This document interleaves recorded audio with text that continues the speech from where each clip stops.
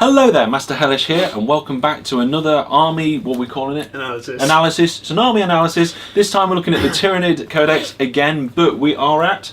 Fast attack. Fast attack. I'm not open at the page yet, I'll just... Well, I've already got it open, so I'll start with the first one, which is the Tyranid Strike Brood.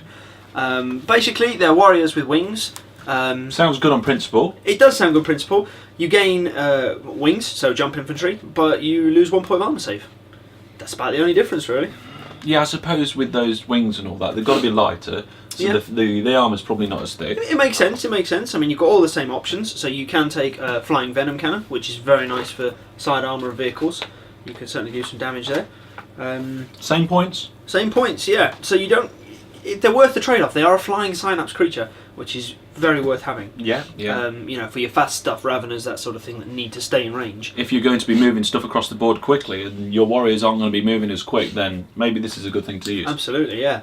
One quick exception to these is that flesh hooks might be worth the points on these. Right.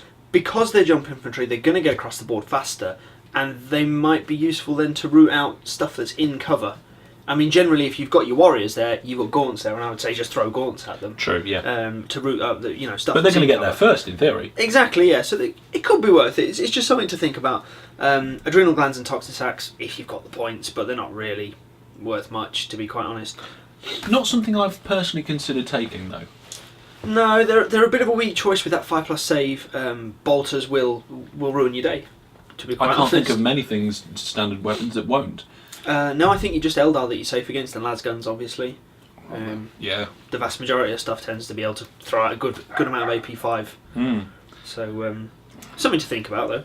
Definitely. Okay. Ravener broods. Raveners. I love Raveners. I think they are probably, in my opinion, the best of the fast attack choices. Purely because they've got a warrior stat line. Yes, they do lose the save, all the aforementioned problems with that, but they're beasts, so you've got the 12-inch movement. Yes, that's really good. Great. Infers move through cover. Great again. 2 pairs of Scything Talons as standard. I know your warriors can get them, but with the new rules for feed, instinctive behaviour, that does mean you can get up to 6 attacks on the charge with some lucky dice rolling. Well, a hell of a lot of lucky dice rolling. That's not the sort of thing that you can rely on, though. It's the kind of thing that's a bonus. It isn't, it isn't. I mean, they're only leadership 6, so if you get them out of synapse range, there's a pretty good chance, 54-ish% off the top of my head, that you're going to fail that. If you fail it, you've only got a roll of 3+, I think, to get rage. I would have a look at the. I think 3-4 is rage and 5-6 is rage and furious charge. So assuming that you fail the test, you've got a 1 in 3 chance. Yeah. No, 2 in 3 chance. Is it 2? Yeah, yeah. Oh, of course, yeah. Assuming those rules are right, don't quote me on that just now. We'll look at those rules in more depth another time. You think we'd have looked this up before? Yeah, you would. Never mind. So they're a pretty good shock unit, and they can get the 2 pairs of Scything Talons and a Thorax weapon, which makes them a little bit more versatile, I think, than warriors. You're going to get those shots off, and the +1 attack. And they're the same points again? Same points, yeah. No option for flesh hooks, adrenal glands, toxin sacs, anything like that, which is not the end of the world. Rending claws, add to taste. They're okay if you're going to fight a lot of Terminators, that sort of stuff. Deafening Army, Grey Knights, go for it. They're not a must take or anything. I don't think. No. Be a nice thing to have in case you're going to fight that sort of army. Yeah. I mean, Raveners have always been a staple fast attack. They're brilliant at what they do. And one of the options for the Raveners is the Red Terror. It is, yeah. I'm going to be honest, I've not looked at it too much in this edition. The last time I saw the Red Terror was back in 4th edition, when the Swallow Hole could swallow pretty much anything, as long as you hit with 4 attacks. Okay, well, it's obviously got a higher leadership, but it's got 1+ strength and 1+ toughness compared to a standard Ravener. Yeah, it gets the weapon skill. But overall, it's very similar. It is, yeah. I'm not looking at the stat line now. I'm not sure it's worth 85 points. That's another 3 Raveners, and they'll outfight it. Yeah, basically. Obviously, it does get prehensile pincer, so it's an extra attack there, and it's got Swallow Hole, which is a good attack, but it's not. I'm not sure it's going to make up your 85 points. No, it's a lot of points for something which, like you say, you could get 3 Raveners for. Although it is a character, so you can issue challenges. You could take challenges to save a squad of Raveners. I'm not sure why you would do that with the Red Terror, but the option's there. Yeah. Okay. Right, we've got a Sky Slasher Swarm Brood.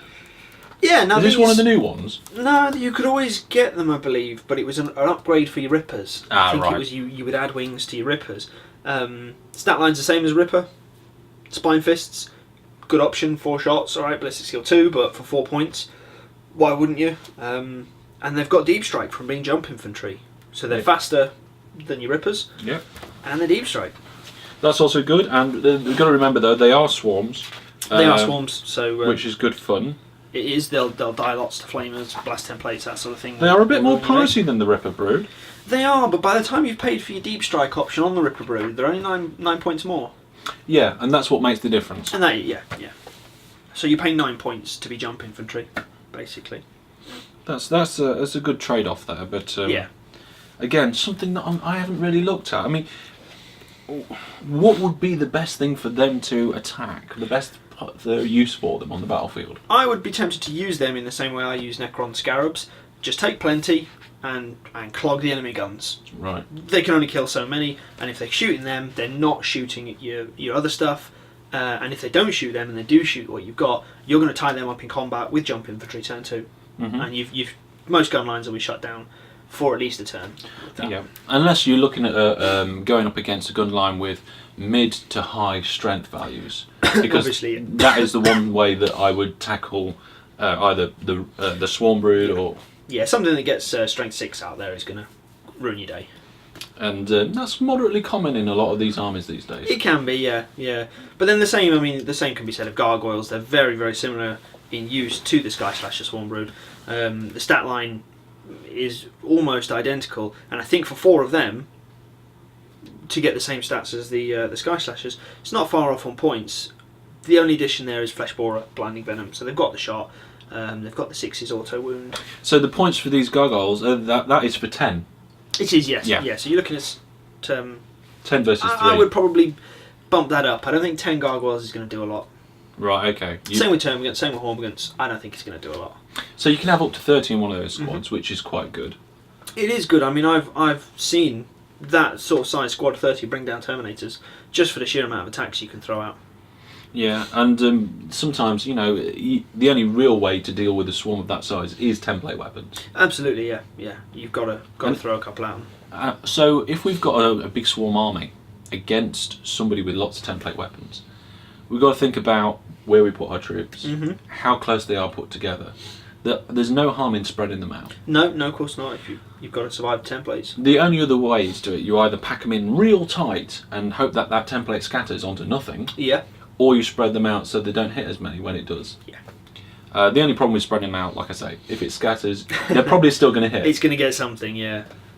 But also spreading your units out is a good way to cut off routes, envelop the enemy, because the enemy can't move within 1 inch of a base without going into close combat.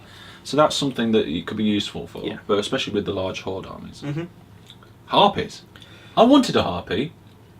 I never bought one though. They're good. They're good units. They've had a bit of an upgrade in this edition, in that they've got Spore Mine Crisps, which are now used every turn, as opposed to before when they were one use only. Oh, right. Which is the biggest difference I've seen. I believe they've also had a points drop. I think they've had about 15 points drop, give or take.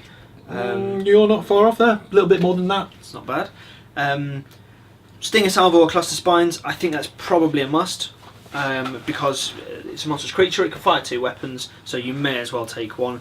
I would suggest probably the one that's a blast template, which I should have looked up earlier, but whichever one it is, I would suggest that one, because then you can alternate between the Spore Mines if you've flown over something, or that one, and you've got a blast template both ways. Yeah.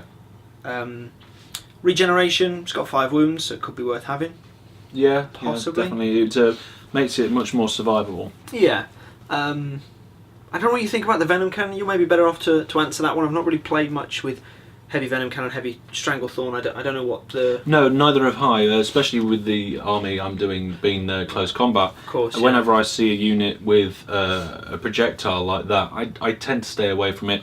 But that's for the army I'm building. In the past, I have looked at various different things, but that was in a different edition, which is now pointless. Yes.